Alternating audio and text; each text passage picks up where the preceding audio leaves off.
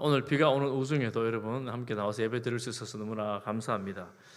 험하고 거친 세상을 살아가는데 여러분 험하고 거친 세상에서도 여전히 우리와 함께 하시고 인도하시는 하나님을 믿고 감사드립니다. 우리 삶에 하나님을 찬양하며 또 하나님을 향한 감사가 끊이지 않기를 간절히 소망합니다. 오늘 이 본문의 이 말씀은 재물과 자기 힘을 의지하는 악인에 대한 다윗의 시입니다. 다윗의 고백입니다. 다윗이 쓴 시인데 얼마나 이 심한 말을 쏟아내는지 우리가 한번 보면서 하나님 앞에서 악인이 어떤 사람이고 의인은 어떤 사람인지를 한번 함께 살펴보도록 하겠습니다. 오늘 1절에 보니까 포악한 자여 이렇게 말하죠. 포악하다. 폭력을 행사한 그런 악인을 말합니다. 그는 악한 계획을 스스로 자랑하는 사람이었습니다. 악한 계획을 스스로 자랑한다.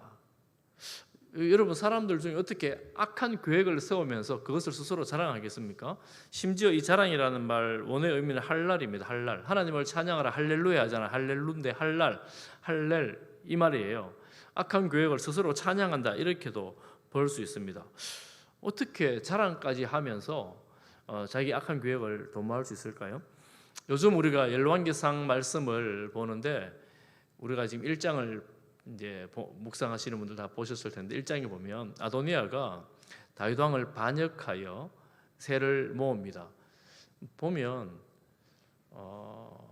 자신 스스로의 정당성을 가지고 군사령관 요압도 따라하게 하고 제사장도 따라오게 하고 또 자기의 세를 규합해서 스스로 왕이 되어가지고 교만하게 그럽니다.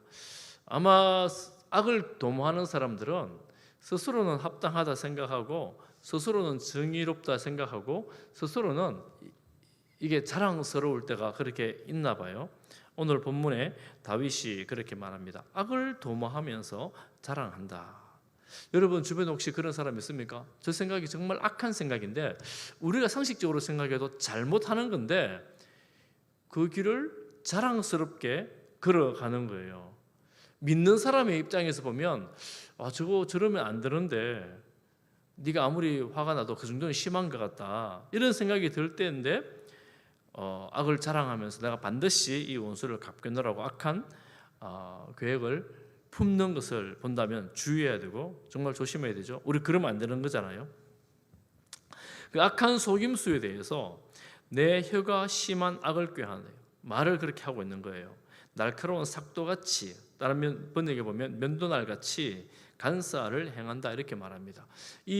그가 하는 말이 면도날처럼 날카롭게 해서 다른 사람을 도려내고 이렇게 악을 말로 하고 있는 거예요. 그러니 얼마나 심각한 악을 행하고 있습니까? 그리고 또 이어지는 구절에 보면 선보다 악을 사랑한다 이렇게 말하죠. 의를 말함보다 거짓을 사랑한다 이렇게 말합니다. 다윗이 보기에 그 악한 자는 선을 알고 있음에도 불구하고 선을 행하거나 선을 도모하지 않고 악을 더 사랑하고 심지어는 거짓말을 하면서 이제 악을 도모해 나갑니다. 여러분 악인 가운데 사단이 악을 도모하는 자의 대표자라고 말한다면 사단이 가장 많이 쓰는 수법 중에 한 가지가 말로 악을 행하는 거예요. 그 말로 악을 행하는 것 중에 한 가지가 거짓말, 속임수 이런 것입니다. 사단이 가장 잘 사용하는 거죠. 거짓말, 속임수. 그래서 이게 선악 간의 분별이 어려울 때 이게 어떤 게 옳은지 그른지를 잘 모를 때 우리 성도들의 입장에서는 한 두 가지 정도 방법이 있습니다. 분별하는 방법 중에 한 가지가 이게 거짓말인가 아닌가 하는 겁니다. 거짓말인가 아닌가. 거짓을 도모하는 것은 하나님의 방법이 아닌 것이고 또 한 가지는 폭력입니다. 난폭한 폭력을 사용하는 것, 부당한 폭력을 사용하는 것이 하나님께서 기뻐하지 않는 일이죠. 그렇게 이제 우리가 분별을 할 수가 있습니다. 그러니까 이렇게 분별하려고 애를 쓰는 성도들은 하나님의 뜻을 분별하려고 애를 쓰는 사람들은 이렇게 바른 길로 갈 가능성이 더 많습니다. 그렇지만 이 사람의 소리에 귀가 얇아 잘 넘어가는 사람들 혹은 평소에도 남의 말하기를 좋아하는 사람들, 평소에 속임수와 또 거짓말을 쓰기를 좋아하는 사람들은 누가 그렇게 말을 하면 귀가 솔깃해서 그런 말을 전하기도 하고, 또한 그런 말을 또 확대 재생산하기도 하면서 악을 키워나가는 그런 일들을 봅니다. 그러니 이 성도들 교회 안에서는 말을 정말 주의해야 되고, 또 그런 일에 대해서는 단호하게 거절하고 단호하게 막았어야 될 때가 있습니다. 그건 안 돼. 그거는 거짓이 이렇게 막았어야 될 때가 있습니다. 그러니 우리가 말에 주의하고, 듣기도 주의하고, 말하기도 주의하고, 또 분별도 해야 합니다. 사단은 예수님조차도 시험한 자 아닙니까? 말로 시험하잖아요. 이 돌덩이로 떡을 만들어 먹어라, 그리고 나에게 절하라. 사단이 이런 존재입니다. 그러니 우리는 늘 그런 사단의 시험이 우리 주변에 늘 있다라고 생각하고 살아가는 것이 영적 전쟁에서 승리하는 비결이죠. 그래서 우리가 말을 할 때마다 들을 때마다 이것이 어떤 것인가를 잘 생각을 해야 합니다. 다윗은 이런 악을 행하는 자에 대해서 저주를 합니다. 저주를 하는데 5절 한번 보십시오. 다윗이 참 선한 사람인데 저주를 이렇게 악독하게 합니다. 그런즉 하나님이 영원히 너를 멸하심이요, 너를 붙잡아 내 장막에서 뽑아내며 살아있는 땅에서 내 뿌리를 빼시리로다. 끔찍한 저주지요. 집에서 뽑아내겠다고 말하고 살아있는 땅에서 내 뿌리를 빼시리라, 이렇게 말합니다. 여러분, 폭풍우가 불 때 뿌리째 뽑힌 나무 보셨지요? 겉은 시퍼렇게 살아있는 것 같지만 실상 그 나무 죽은 나무 아닙니까? 그럼 다윗은 이 집에서 이 악인이 뽑혀 나와가지고 나무가 뿌리째 뽑혀 쓰러진 것처럼 쓰러져 죽어갈 것이라고 저주의 노래를 하고 있습니다. 악인들, 거짓말을 좋아하고 폭력을 사용하면서 다른 사람들에 대해서 해를 입히는 이런 악인들에 대해서 다윗은 이렇게 말을 하고 있습니다. 8절에는 반대를 말합니다. 의인은 어떤 사람인가? 의인. 6절에 보면 의인들은 악인이 이렇게 망하는 것을 보면서, 5절에 악인이 망하는 것을 보면서 의인은 두려워합니다. 여러분, 악인이 망하는 것을 보고서 의인이 두려워합니다. 악인은 저렇게 망하는구나, 뿌리째 뽑히는구나 하는 것을 의인은 볼 줄 알아요. 분별할 수가 있습니다. 그러니 이거 정말 주의해야 되는 거구나 하죠. 그리고 그를 또한 웃으면서 말합니다. 웃으면서 말하는데 악인은 어떤 존재인가? 7절 우리 같이 한번 읽어볼까요? 7절을 같이 보겠습니다. 시작. 이 사람은 하나님을 자기 힘으로 삼지 아니하고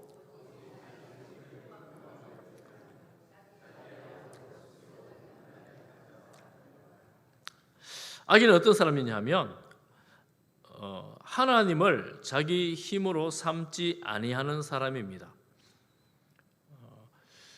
이 말은 다른 말로 하면 하나님을 알만한 형편에 있는 사람인데 하나님을 자기 힘으로 삼지 않는 사람들. 여러분, 하나님을 자기 힘으로 삼지 않으면 무엇을 자기 힘으로 삼겠습니까? 여러분, 이 땅에 살아가면서 하나님만이 나의 힘입니다, 이렇게 고백하는 거다 하고 하나님이 나의 힘입니다 말은 하지만 아닌 것하고 어떤 차이가 있을까요? 알고 있지만 하나님을 힘으로 삼지 않는 사람들, 세상에 보면 우상, 그리고 권력, 힘, 자기 힘, 재물, 자기 능력 이런 걸 의지하는 사람이 있겠죠. 이렇게 눈에 보이는 것들이라면 눈에 보이지 않는 것, 자기의 지성, 자기의 경험, 자기의 감정, 자기의 자기가 쌓아놓은 그 성벽 안에 갇혀서 자기 세계 속에 살아가는 사람도 있을 것입니다.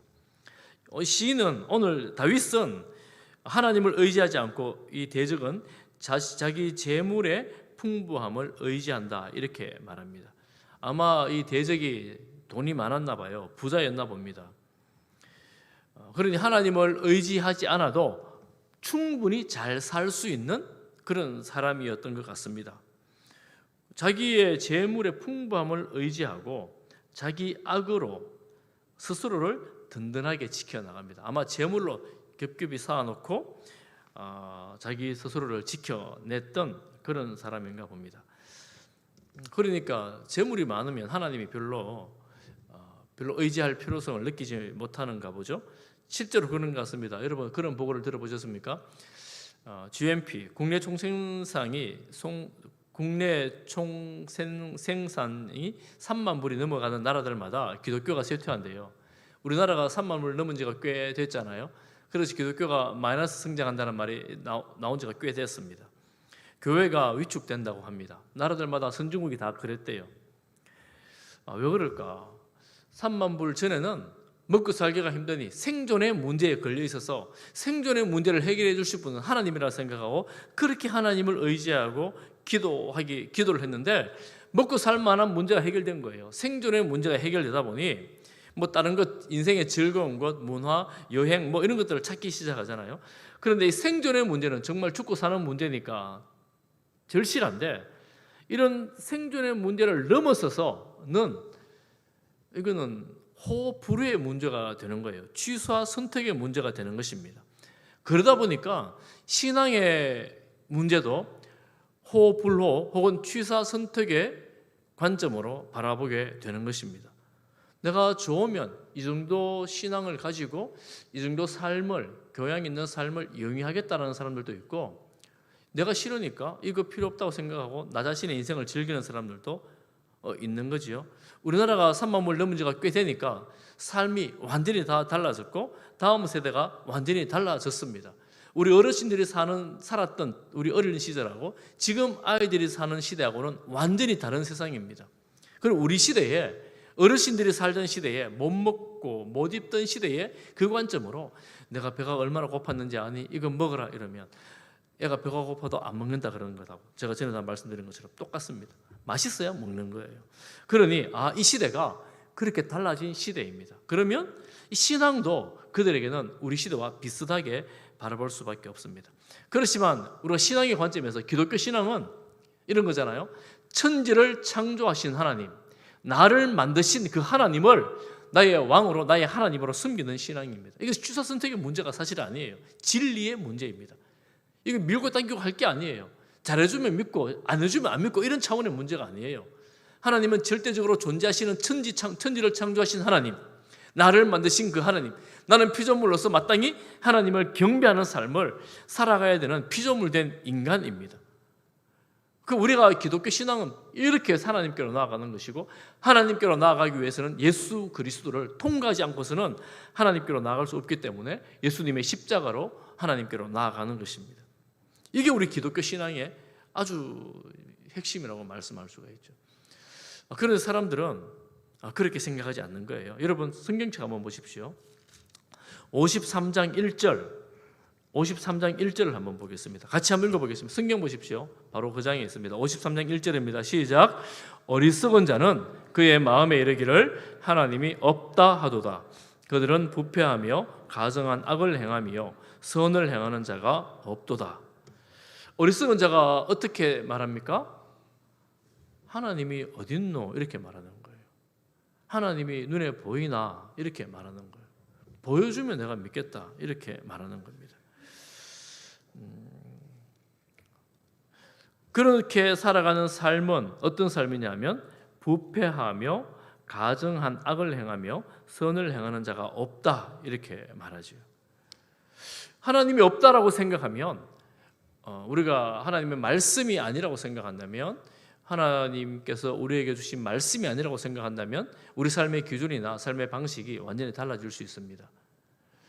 그리고 교양이나 혹은 가치 있는 삶을 추구할 수는 있으나, 그것으로 윤리 도덕적으로 살 수는 있으나 우리의 심령, 우리의 마음, 보이지 않는 하나님이 주관하시는 우리의 영적인 세계에 대해서는 무지함으로 성경의 표현을 가져오면 죽은 삶을 살아갈 수밖에 없습니다. 그렇지만 하나님이 있다고 믿는 사람들, 눈에 보이지 않는 그 하나님이 계시다고 생각하는 사람들의 삶은 달라지죠. 겉으로 보기에는 사실은 비슷할 수 있어요.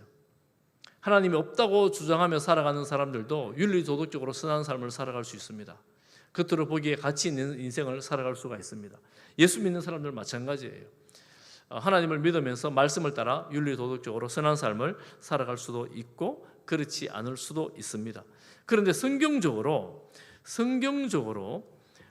의라고 말할 때, 의인이라고 말할 때 그 사람은 누가 의인인가? 그 사람이 의인인가? 의로운 사람인가? 라고 말할 때 세상에서 말하는 윤리 도덕적 기준의 의인과는 다릅니다. 여러분 9절을 한번 보십시오. 9절을 52편 9절입니다. 같이 읽어보겠습니다. 시작. 주께서 이를 행하셨으므로 내가 영원히 주께 감사하고 주의 이름이 선하심으로 주의 성도 앞에서 내가 주의 이름을 사모하리이다. 이제 9절의 이 말씀이 오늘 시편 52편에서 흐르는 의인들의 삶을 말합니다. 의인들이 여러분 성경에서는 제가 이 부분을 여러 차례 말씀을 드렸는데 우리 잘 정리를 해두고 우리도 그렇게 살아가야 되는데요. 성경에서는 우리가 정의와 공의를 하고 착하고 선한 삶을 살아가야 합니다. 그런데 이 삶이 우리의 하나님의 백성된 자로서의 삶이 마땅한데 이렇게 살기 때문에 의인이 아니고, 의인은 9절 말씀대로 하면 주님께 감사하고 주의 선하신 이름 때문에 주님의 이름을 사모함으로 선한 삶을 살아가는 것입니다. 순서가 조금 다릅니다. 여러분 이걸 좀 정리를 하고 있어야 돼요. 이게 왜 이 순서가 왜 중요하냐면 내가 이런 삶을 살기 때문에 내가 하나님의 백성이 되었고 의인이 되었다. 그럼 이런 삶을 살지 못하면 의인이 아닌가? 여러분 많은 이단들 교리들은 보면 이단들의 교리의 특징이 뭐냐면 이단들 정말 전도 열심히 하잖아요. 전도 열심히 하고 선한 일 봉사도 많이 합니다. 왜 그렇게 열심히 하느냐? 그러니까 이렇게 해야 구원을 받는다 그러는 거예요. 이렇게 해야지 구원받는다. 대표적으로 신천지가 그런 교리를 갖고 있습니다. 행위구원 교리를 가지고 있어요. 그러니까 그네들은 그렇게 하지 않으면 구원에서 떨어질 것이기 때문에 열심히 살아갑니다. 그런데 우리들은 그렇지 않습니다. 우리가 믿는 개신교 신앙, 기독교 신앙은 우리가 하나님을 믿기 때문에 의롭고 선한 삶을 살아가는 것입니다. 그러면 하나님을 믿으면 계속해서 의로워져 가지고 잘 사는가? 그러면 정말 좋겠는데 그렇지 못할 수도 있어요. 때로는 낙심하고, 때로는 좌절하고, 때로는 실패하기도 하고, 때로는 넘어지기도 하고, 때로는 죄를 짓기도 합니다. 다윗처럼. 그래서 우리가 온전함을 향하여 나가야 될 성도들인데 온전함으로 나가야 성화되어야 되거든요. 성화되어야 될 성도인데 이게 더디다 할지라도 생명이 안에 있으면 우리가 그 삶을 살아갈 수가 있습니다. 그런데 생명이 없고 내 의지로만 그렇게 도덕적이고 윤리적으로 살아가려고 할 때는 어떤 모습이 되는가 하면 예수님이 그토록 비판하셨던 바리새인의 모습으로 등장합니다. 바리새인의 모습들은 예수님 기준이 너희들이 바리새인만큼 의롭지 못하면 하나님 나라가 안 돼, 너희 것 아니라 그러잖아요. 너희들이 그만큼 어려운 삶을 살아야 되는데 예수님이 바리새인의 의를 보고 칭찬했는가? 칭찬하지 않습니다. 바리새인들을 보고 뭐라 그러십니까? 그 안에는 썩어가는 시체가 있다, 죽음이 있다 그러거든요. 속은 시커먼 거예요. 겉으로는 멀쩡한데 우리가 예수 믿는 사람이 이제 그러면 안 된다는 거예요. 생명력이 우리 속에 있어야 되는데 이 생명력이 어디서 옵니까? 예수 그리스도로부터 오는 거예요. 예수 그리스도를 구주로 주님으로 믿을 때에 우리 삶의 고백이 무엇이냐? 하나님을 향한 감사. 우리가 때로는 실패하고 때로는 좌절하고 때로는 넘어진다 할지라도 그럼에도 불구하고 주님 감사합니다라고 고백하는 거예요. 그리고 오늘 뭐라고 말합니까? 주님을 사모하는 것입니다. 주님을 사모하는 것, 주님을 사랑한다고 고백하며 주님을 바라보는 것입니다. 이 말은 조금 다른 말로 하면 주님을 의지하는 삶입니다. 주님을 의지하는 삶. 7절 말씀 보십시오. 7절 말씀 다시 한번 봅니다. 악인들은 하나님을 자기 힘으로 삼지 아니하고 이렇게 말하죠. 그럼 의인들은 어떤 사람입니까? 하나님을 자기 힘으로 삼는 사람들, 하나님을 의존하는 사람들, 이런 사람들이 하나님을 믿는 하나님의 자녀, 의인들이라는 거예요. 우리가 하나님의 이름을 의지하고 하나님의 인자심을 사모하고 또한 하나님께 감사하고 주님의 이름을 사모하며 사랑하며 고백하며 살아갈 때 그 삶은 주님을 닮아가게 됩니다. 악에서 떠나게 되어집니다. 이렇게 살아가는 것이 성도의 삶이 된다는 거예요. 이런 의인의 삶에 대해서 이 시인이 뭐라고 말하느냐 하면 8절을 같이 봅니다. 8절입니다. 같이 보겠습니다. 시작. 그러나 나는 하나님의 집에 있는 푸른 감람나무 같음이요 하나님의 인자하심이 영원히 의지하리로다. 이 의인은, 나는 시인은 의인을 말하는데 하나님의 인자하심을 영원히 의지한다 그러잖아요. 이게 이제 의인이 되는 거예요. 우리 성도들이 의인인 것은 내가 거룩하고 내가 온전하고 윤리적으로 완벽하기 때문에 의인이 아니라 하나님의 인자하심을 의지하기 때문에 의인이 되는 겁니다. 이게 참 놀라운 말씀인데요. 세상에는 기준이 완전히 달라요. 그러니 우리가 자꾸 혼란스럽습니다. 또 오해하시면 안 돼요. 그럼 우리가 죄짓고 회개하고 죄짓고 회개하고 이러면 되는가? 여러분, 죄짓고 회개하고 죄짓고 회개하는 것이 계속해서 반복된다면 내가 진심으로 하나님의 인자하심을 의지하고 있는가를 내 내면을 돌아봐야 되는 거죠. 우리의 내면을 돌아봐야 합니다. 계속해서 죄에 거하고 있으면서 내가 하나님을 의지한다고 말하는 것은 그야말로 윗선의 극치가 되지 않겠습니까? 이렇게 살아가는 하나님의 인자심을 의지하는 사람들, 이 사람들은 비유적으로 말합니다. 하나님의 집에 있는 푸른 감람나무 같음이요. 제가 그때 이스라엘 갔을 때 게세마네 동산이 감람원입니다. 감람나무가 많습니다. 감람나무는 수천 년을 산대요. 예수님이 이쯤 동산에서 아마 기도하셨을 거라고 말하면서 그 건너편에는 예루살렘 성안이 그대로 보이는 자리인데 그 옆에 보면 이제 그 자리가 워낙 유명한 자리가 됐으니까 뭐 만국교회, 뭐 반석교회, 뭐 이런 교회들이 기념 교회들이 옆에 막 있습니다. 그 교회 옆에 가장 오래된 감람나무라고 하는 나무가 2000년 된 감람나무가 있대요. 이렇게 엄청 굵고 뭐 나지막하긴 한데 이렇게 살아 있어요. 엄청 굵은 나무가 살아 있어요. 그 위에 뭐 만민교회 옆에는 뭐 3000년 된 나무가 있다는데 사실은 확인할 수 없고요. 하여튼 그런 나무들이라고 하는 나무가 있어요. 이렇게 오래 산대요. 그런데 오늘 이 시인은 하나님의 집에 있는 푸른 감람나무, 젊은 감람나무다. 과실을 맺는 그런 감람나무입니다. 하나님의 집, 나무가 있으니까 하나님의 정원이라고 해도 되겠죠. 하나님의 정원에 있는 푸른 감람나무. 누가 그런가? 의인들이 그렇다. 의인들. 하나님의 인자심을 사모하는 자들, 하나님께 감사하는 자들, 하나님 이름을 사랑하는 자들이 그렇다라는 겁니다. 여러분, 이제 결론을 내려야 되는데 이 시는 앞에 표저에 보면 다윗이 언제 지은 시인가 하면 에돔인 도액이 사울에게 이르러 다윗이 아히멜렉 집에 왔다고 그에게 말하던 때에 지은 시입니다. 여러분, 이때가 언제인지 아시죠? 사울에게 미움을 받아 다윗이 도망하기 시작할 때, 본격적으로 도망을 시작할 때입니다. 놉 땅에 이르러 가보니까 너무 배가 고파가지고 제사장의 집에 가고 먹을 거 좀 달라 그러니까 이 아히멜렉 제사장이 이거 원래 성전에 있는 거 제사장만 먹어야 되는데 네가 그렇게 하니까 줄게 이러면서 줍니다. 그거 먹었어요.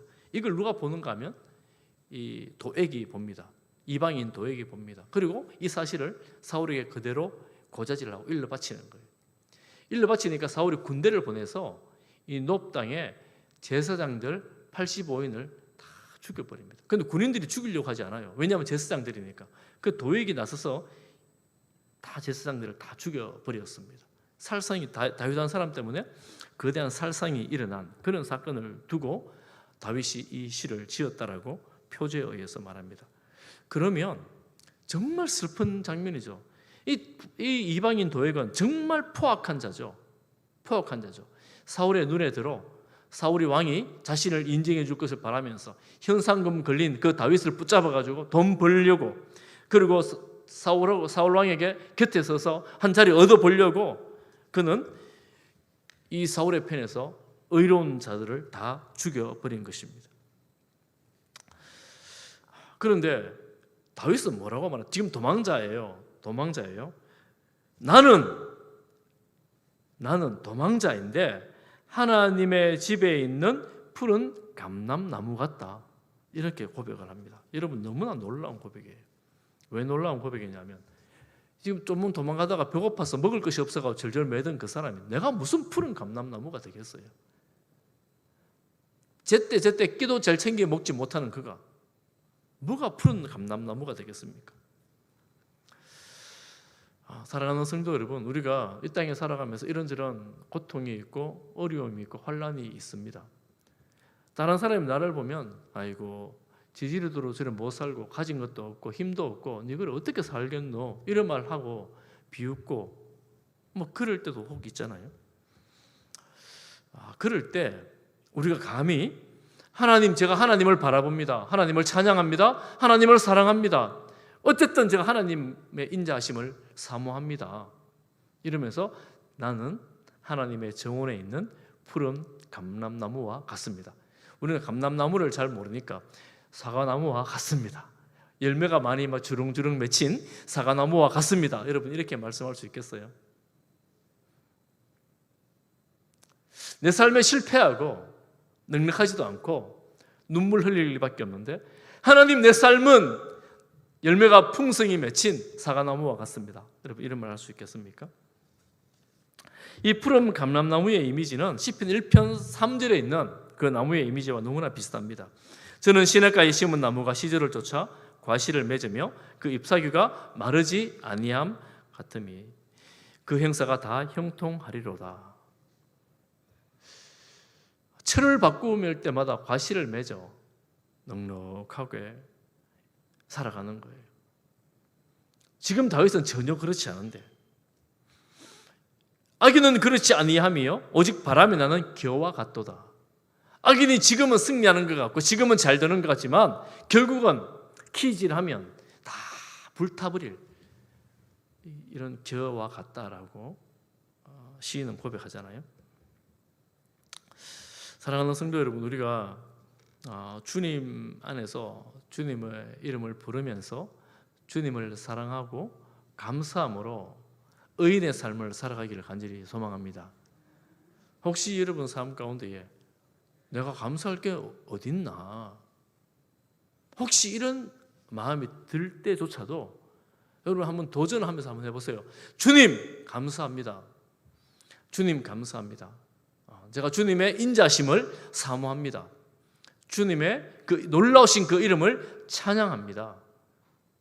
주님, 날마다 매 순간 저와 동행해 주십시오. 이렇게 고백하는 그 삶의 그 자리가 이미 하나님의 정원에 있는 푸른 감람나무와 같은 그런 자리인 줄 믿습니다. 우리 삶에 여러분 가정에서나 여러분 직장에서나 동료들 사이에 친구들 사이에 현실은 막막한데 아직 눈에 보이지 않는데 하나님께서 함께 하시고 하나님께서 인도하셔서 우리 입술에서 그런 고백이 되어질 때에 놀랍게도 우리의 심령은 푸른 감람나무와 같이 넉넉하게 풍성하게 견실하게 세워질 것입니다. 이런 믿음으로 주님 앞에 살아가는 우리 성도들 되시기를 축복합니다.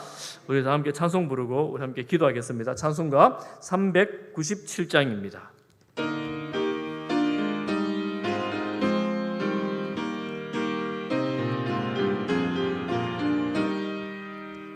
주 사랑 안에 살면 두려움 없으며 그 사랑 변함없어 늘 마음 편하다. 저 폭풍 몰아쳐서 내 마음 떨려도 주 나의 곁에 계셔 겁낼 것 없어라.